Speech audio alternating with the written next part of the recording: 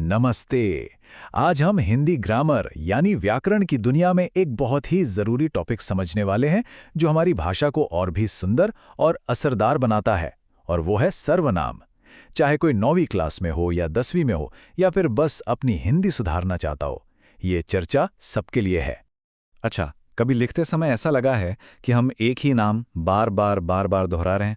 जैसे राम स्कूल गया, राम ने खाना खाया, राम खेलने गया। सुनने में थोड़ा अजीब लगता है ना? पर चिंता की कोई बात नहीं। हिंदी व्याकरण के पास इसका एक बहुत ही, कह सकते हैं, जादुई समाधान है।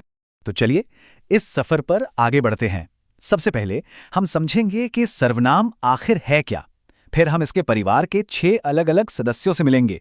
हम ये भी देखेंगे कि कौन सी आम गलतियां हैं जिनसे हमें बचना है, और आखिर में मैं कुछ खास टिप्स दूंगा जो परीक्षा में बहुत काम आएंगे।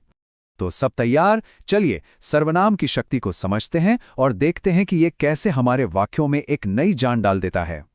सर्वनाम को ना संज्ञा का बॉडी डबल समझिए। जब संज्ञा, जो हमारे वाक्य का हीरो है, बार बार आकर थक जाता है, तो सर्वनाम उसकी जगह ले लेता है ताकि कहानी चलती रहे। मतलब इसका मेन काम है दोहराव को रोकना, जिससे हमारी भाषा सुनने में अच्छी लगे, एक फ्लो बना रहे। चलिए इसे एक उदाहरण से समझते हैं। स्क्रीन पर देखिए।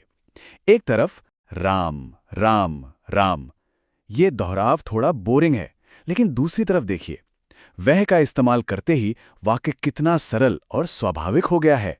बस यही तो सर्वनाम का जादू है। तो अब बारी है सर्वनाम परिवार के इन 6 कमाल के सदस्यों से मिलने की। हर एक की अपनी अलग पहचान और अपना अलग काम है, और इन्हें जानना वाकई में बहुत दिलचस्प है। सबसे पहले आते हैं पुरुषवाचक सर्वनाम। ये किसी भी बातचीत के 3 मेन पिलर हैं। मैं यानी बोलने वाला, तुम यानी सुनने वाला, और वह यानी जिसके बारे में बात हो रही है। इनके बिना तो कोई भी बातचीत समझो अधूरी है। दूसरा है हमारा सेल्फी सर्वनाम, निजवाचक सर्वनाम। ये हमेशा काम करने वाले की तरफ ही इशारा करता है, जैसे स्वयं या अपने आप। जब कोई कहता है मैं ये काम स्वयं करूंगा, तो इसका मतलब है कि वो जोर देकर कह रहा है कि ये काम उसी का है। अब मिलिए पॉइंटिंग सर्वनाम से, निश्चयवाचक सर्वनाम। यह या वह कहकर किसी पक्की चीज की तरफ उंगली से इशारा करने जैसा है। यह मेरा घर है, इसमें कोई कंफ्यूजन नहीं है कि किस घर की बात हो रही है, एकदम पक्का। और अब आता है थोड़ा रहस्यमयी सर्वनाम, अनिश्चयवाचक सर्वनाम।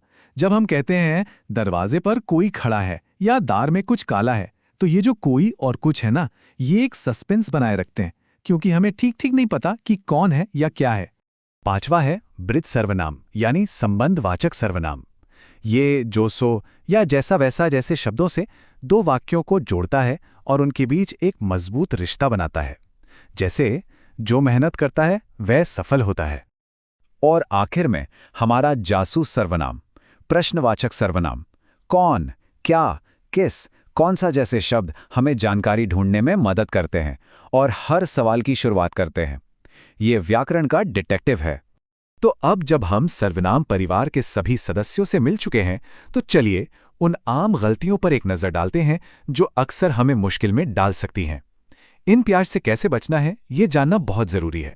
सावधान, ये हैं वो 3 सबसे बड़े जाल जिनसे हमें बचना है। पहला, संज्ञा और सर्वनाम में कंफ्यूज हो जाना। दूसरा, सर्वनाम का प्रकार गलत पहचान लेना। और तीसरा, जो सबसे कॉमन है, जवाब में उदाहरण देना ही भूल जाना।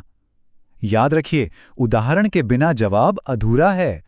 गलतियों से बचने की बात तो हो गई, अब बात करते हैं सफलता की। चलिए अब उन तरीकों पर फोकस करते हैं जो इस टॉपिक में पूरे नंबर दिलाने में मदद करेंगे। ये रहे सफलता के कुछ मंत्र। परिभाषाओं को अच्छे से याद कर लीजिए। सभी 6 प्रकारों को पहचानने की खूब प्रैक्टिस कीजिए। हमेशा, और मेरा मतलब है हमेशा, उदाहरण लिखिए और वाक्यों को एक जासूस की तरह ध्यान से पढ़िए ताकि कोई भी सर्वनाम छुपा ना रह जाए। तो चलिए फटाफट से सब कुछ दोहरा लेते हैं। हमने सर्वनाम का मतलब समझा, उसके 6 प्रकारों से दोस्ती की और हर एक के लिए उदाहरण भी देखें। अब आप सर्वनाम के एक्सपर्ट बनने की राह पर हैं। थ्योरी तो हमने समझ ली, पर असली मजा तो प्रैक्टिस में ही है। तो क्या अपनी इस नई सीखी हुई शक्ति को आजमाने के लिए तैयार हैं? अगली बार हम कुछ मजेदार सवाल हल करेंगे। तब तक प्रैक्टिस करते रहिए और अपनी हिंदी को और भी शानदार बनाते रहिए। जुड़ने के लिए धन्यवाद।